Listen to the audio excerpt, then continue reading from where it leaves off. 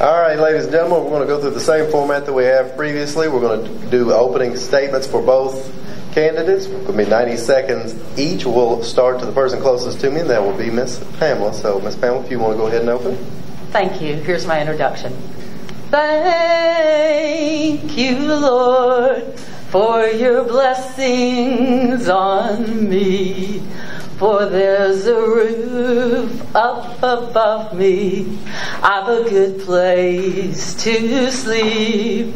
There's food on my table, shoes on my feet. You gave me your love, Lord, and a fine family. Thank you, Lord, for your blessings on me. You know I'm not wealthy, and these clothes are not new. I don't have much money, but Lord, I have you. And to me, that's all that matters, though the world may not see. Thank you, Lord, for your blessings on me. Thank you. And we are supposed to hold applause up. Well, Grand Ole Opry is hard to not do that. And now we have Mr. Scott, your rendition of Free Bird, or if you have opening statements. I have two sons out there who ride with me in the car and are absolutely scared to death that I'm going to sing like I do in the car. I will say there's one way that Mrs. Tidwell's better qualified, and she has a better singing voice. The best way to know me is know my family. I have a few members of my family here. I want to point them out. My father's here is Bill Sprouse. If you don't like me being in Hendersonville, if you don't like my values, you can blame him. He's the one, along with my mother, she couldn't be here tonight, who brought me here as a babe in arms 42 years ago. And they're also the one who instilled in me the values of service. They've done that in many ways, but most importantly, they did it as a living example of that. And I continue to work to serve them. We figured out a few months ago, I've lived in 5 houses my entire life, and all 5 of them actually are in Ward 2. Next person I want to introduce you to is my wife, Laura. There is not a day goes by that I do not thank God for bringing that woman into my life. I met her when I was 15 years old. It took me a good 7 years before she had anything to do with me. And I'm so glad that she has just helped me in so many ways and has allowed me to serve my community in this way, a way that's very important to me.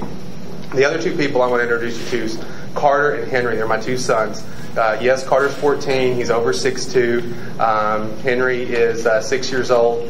Those boys are the reason why I serve. I want them to know that Hendersonville is as good as a hometown for them as it was for me, as it was for Laura when we grew up. When we got married, when we started our family, Hendersonville was the only place we wanted to be. Every decision that I make, I can get into the nuts and bolts of government, but the overarching thing on every decision I make is to make sure that the kids that we're raising today have a good hometown, and they want to stay here in Hendersonville and raise their families, just like I was very fortunate to do. Thank you. All right, and now, folks, we're going to open with our first set of questions, and we're going to start right here with Mr. Scott. Same topics, different questions. First question is budget. Do you believe Hendersonville is already operating on the lowest budget possible, or do you believe there are expenses in the budget that could be cut, and what specific cuts might those be? Well, treasure's where you know your heart lies, and you judge one by the other.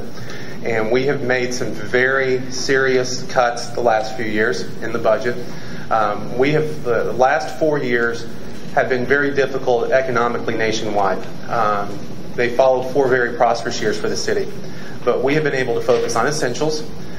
We have kept very many positions open. We have not had to lay anyone off, but we have taken advantage of positions that were being vacated naturally. And so we actually have been able to lower the number of codes officials that we had through attrition, not through layoffs. But we get to a point where you have to say we're a city, and there are certain services that we have to provide. Just like if you're an airline, you may want to lay off a few pilots, you may be able to get a better deal on your gas, but once you start selling airplanes, you're no longer an airline. And there are certain services that we have. I'm very happy with the level of services that we've been able to provide on a very, very limited budget by focusing on essentials, by keeping taxes low. and by delivering the services that the city of Hendersonville, the citizens have asked me regularly to do. I think we're in a great situation, and I look forward for the opportunities the next few years as the economy starts to improve. All right. I don't think that Hendersonville is operating on the lowest budget possible. Among the elderly that I visit daily, their budgets are much tighter than what the government has to work on. And I lived a life where every dollar counted. I grew up a preacher's kid, and the preachers of our kind didn't make much money. So I know what it means to really have to cut the budget. I looked at our budget that we have here with our $33 million, and I see two areas that are at least interesting to me. One is the executive area. What really is made up in there? What do we really spend in there? It is $431,858. And I'm not sure what's in there, but I think we need to start there to look to see if there's some things we can cut. Planning, $484,288. Planning is very, very important, but I do think that planning can be cut if, in fact, there are less businesses and people coming before us. I know when I was on the Planning Commission in 2006, we had a lot more planning than they have now. Thank you. Okay. In each of the past few years, the city has borrowed between $1.5 million and $2.5 million through tax anticipation loans in order to pay city expenses such as payrolls. The loans typically cost the city about $25,000 a year per interest. Do you believe this is a problem? And if so, what would you propose to avoid tax anticipation loans in the future? I won't call it a problem. I had a business owner to call me today, and she said, how will this line of credit work? We are trying to get one in our business. And I said to her, for most businesses, I recommend that you have this. And I told her the good points about it. However, in government, we're not exactly like most businesses. What I see and call a line of credit for a tax anticipation loan is that we are borrowing money on next calendar year's revenue to pay for this calendar year's expenses. And I have a problem with that, to be honest, but I have other problems, and one of those might be, do we understand what we're doing? Because we don't even have a CPA that's a chief financial officer. We've been trying, supposedly, to hire one for the last 5 years, and our city has not decided yet to hire a CPA that holds a license. And I don't understand why. I think that's a question we might need to ask. Thank you. Ms. Scott? I'm going to have to use my red card on this one. I'm not going to flash it yet, but just want to make sure. Okay. First off, I'm I cannot believe I have to explain to a CPA a difference between the calendar year and the fiscal year. The city operates on a fiscal year that runs from July 1st to July 1st. So when she says that we're going from one year to the other, she's talking about in December of one year, a calendar year, but the same fiscal year, we're having to borrow money for something that takes place in February, 2 months later, in the same fiscal year. I think it's misleading to say otherwise. Also misleading is she has written that our bond rating has gone down. Our bond rating has not gone down. We are rated a 2A by Standard & Poor's, which is the same rating we've always had. We are actually called stable, 2A stable, which is the third highest rating that's possible. The city of Hendersonville does have a CPA working for it. She is also a certified government finance officer. The person who operates as our as our finance director is a 40-year employee of the city of Hendersonville, and has gone a long way to 27 straight years of award of excellence for financial reporting from the government accounting offices, for the people who regulate and who look at our books. So I feel very comfortable with that.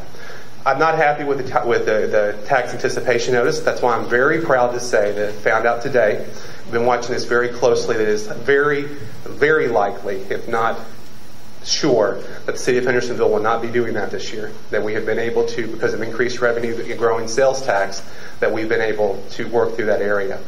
The last few years when we've had to do it, the alternative to not having that, to have that short loan, the alternative to not having that short loan would be to raise taxes significantly enough that we would have for 2 months a bigger cushion.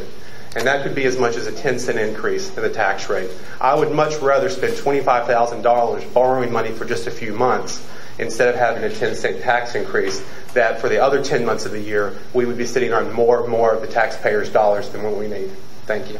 Is it possible that growth could occur too rapidly to be healthy for the city? If so, under what circumstances would rapid growth be unhealthy, and how would you address it as an alderman? When I was a boy, Hendersonville was one of the most rapidly growing communities in the country. And we showed that that was an unhealthy pattern of growth. It wasn't just the rate of the growth, but it was the type of the growth. Hendersonville was a bedroom community. All the growth was essentially rooftops. We did business across the state line. Across the county lines, where we did our shopping. That's where people would go to work during the day. A lot of the problems we're having to deal with now are catching up with issues that we could not address 30 years ago when it was essentially a bedroom community. We have stricter design standards, we have stricter building codes, we have stricter planning rules and regulations.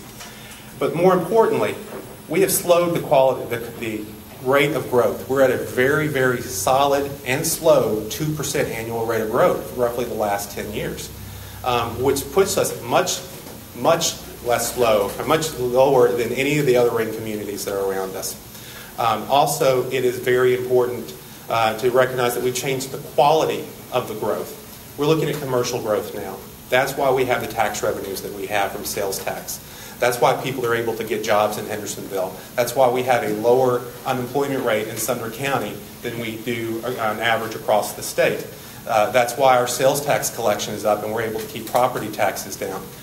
Because we have focused on commercial growth instead of residential growth. And I think that that's when the community matures, that's the appropriate type of growth. When the community fails to mature, that's the inappropriate type of growth. Okay. Pam? Yes, I do think a city can grow too rapidly, and I think there have been times, even in recent times, where Hendersonville has done just that. I do think that we have slowed the quality of life. I don't know that we've slowed the growth, but certainly the quality of life. And the way that happens is when we continue and continue and continue to put in apartments, and each apartment that we put in, we have them build the apartments, but then we don't make them take care of the street lighting or the paving or the parks or the things that codes and the Planning Commission says they have to give us. So they wind up with their apartments up and running, just like Waterford, just like every other apartment complex that has come in recent times, but they're not held to the standards of making the public improvements. So we are slowing our quality of life. And also, we need to use our lake to improve our growth. We've grown at Indian Lake, and that's very nice. But what have we done right by our lake to show people that we have the lake that Franklin doesn't have?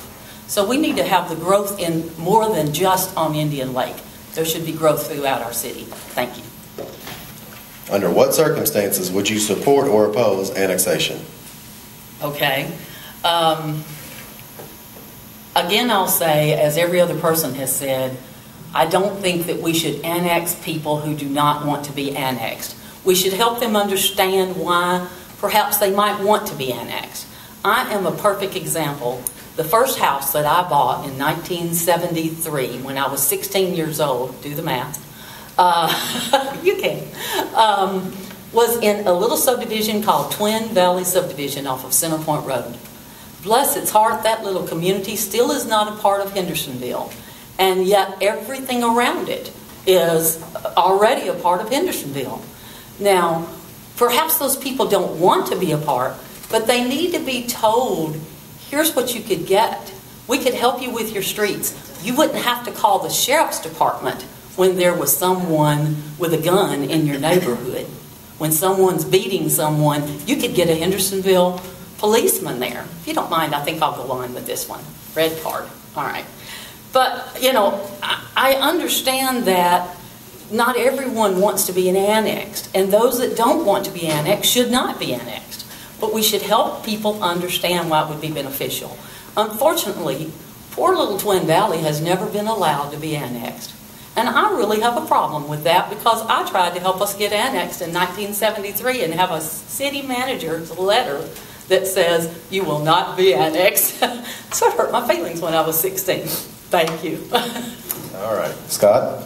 Annexation is appropriate when it serves the overall growth plan, infrastructure development of the community. Many of the issues that we have to deal with right now in Hendersonville, as I said earlier, we're dealing with things from 20, 30 years ago, are in areas that were not part of the city when they were developed.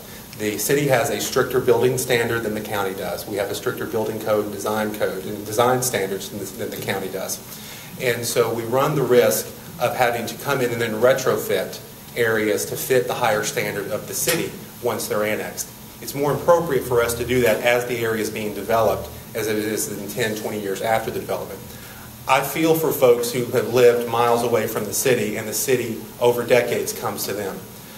I'm a little less concerned by someone who moves here 10 years ago and lives in a subdivision of quarter-acre lots with 2,000 square foot homes that looks like any other subdivision in Hendersonville, except this one's just a quarter mile across away from the city limits.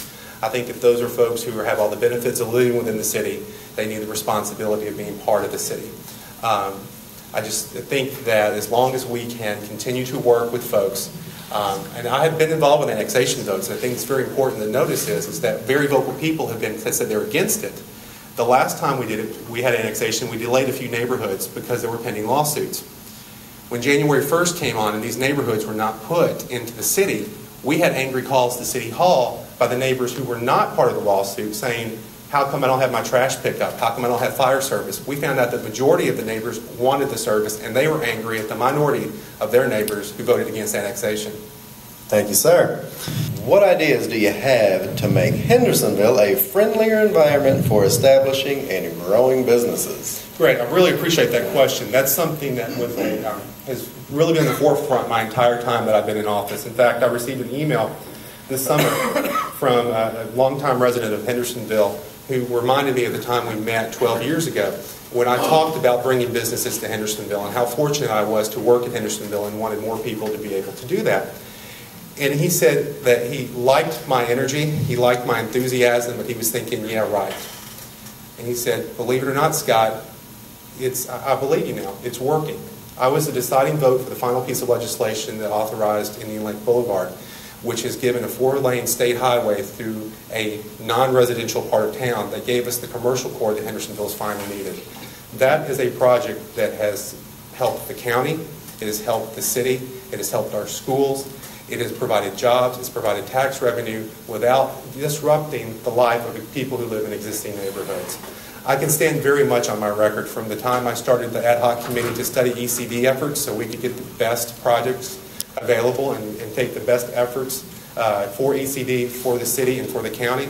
But I really can just stand on my record. It's less the vision. I promise the people, look what I've done the last 12 years, and if you give me 4 more years, I promise to do the exact same thing. Thank you. Thank you, sir. And Ms. Payne? Being a CPA, I run into this constantly, and that is new businesses come into town and they wind up at the CPA's door, and we're happy to have them, but they say, I know how to make a product, sell a product, but I don't know how to fill out all the forms necessary. And so there's business license that you have to file for. Of course, you have to have a use and occupancy permit if you're going into a new building. You need a Tennessee franchise and excise number, a sales tax number, an employer ID number. You've got to make sure that if there are OSHA standards that may have to do with your business. There's so much involved in opening a business, and business owners are not in the business of knowing how to open businesses. They are in the business of doing what their business does. So I try to help people with that. And our city, and I want to mention, if I can, Miss Evelyn Eubanks. She has always been wonderful. I know she's not at the city anymore, but she was my go-to lady and so helpful. And the city is always so helpful. But the more we can do to tie it all together for them so that they can do a one-stop shop so that we're not constantly interrupting them and interrupting their businesses with more and more forms would be so helpful. And I always feel so badly having to charge a fee to a brand new business for this type of work. And yet as a CPA, time is all I have to offer. So I do wind up having to charge them. And I just wish the city could do more to help them out. Thank you. All right, folks, that's our questions. We will now begin our closing statements. Remember, both of you use your red card. So we'll give you 90 seconds to close, and we can applaud after each closing it. We opened with Ms. Pam, so we will start with Scott. Great. Thank you. Real quick, just wanted to point out there were some questions about crime, whether crime is up or down. I just want to say very quickly, in the last 6 years, we've had 2 times that we've changed the chief of police. And I think it's been in reaction to some complacency within the department, within the leadership. We have great officers in the police department. We need to change the leadership. And I worked very closely to accomplish that. I'm proud to say that in just this last year, overall crime has gone down by at least 16%. There are 3 crimes, burglary, auto burglary, and armed robbery, that they focused on. Those crimes have gone down by 23% the last year. Just the first half of this year alone, the crime rate in Hendersonville has gone down 14.3%. That's because of what you read in the newspaper. That's because of community watch groups. That's because of what our police department's doing on the internet and with social media. We want people to be more aware of crime, not because there's more crime, but because we want to help fight it. That's the way I like to work on government. I like to be very open. I like to be very honest. I know we can't fix problems unless we address them. I know that things like this is what helps us get Hendersonville a rating just in the last week from a national publication, being one of the top 100 places in the country for small business, being business friendly. But more importantly, all of the other magazines and publications that recognize us as being a great place to raise a family, a great place to live. And those are things that are very, very important to me. I think we should all be proud of that, not just our elected officials. We should all be proud of that, and we should all continue with the work. And my name is Scott Sprouse. If you haven't heard my last name yet, it's Sprouse, and I would appreciate your vote in November. Thank you.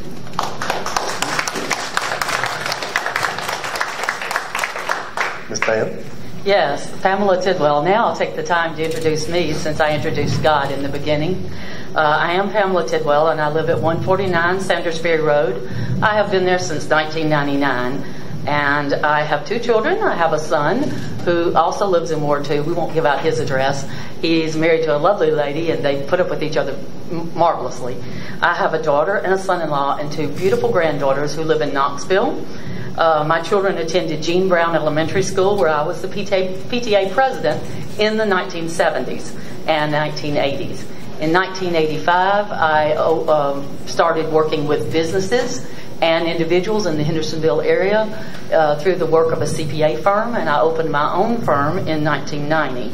I really enjoy helping people in their businesses and with their finances, and I do know the difference between calendar and fiscal, but hey, it's still putting off something for later. So anyway, I enjoy the lake. I'm a jet ski extremist, and that means I ride my jet ski about 4,000 miles a year. I think Ward 2 is the perfect ward for me, since it's on both sides of the lake. You'll notice my signs all over my boats and jet skis, and I love that water and wish every one of us would go buy a boat, because that's where you put all your money, in your boat.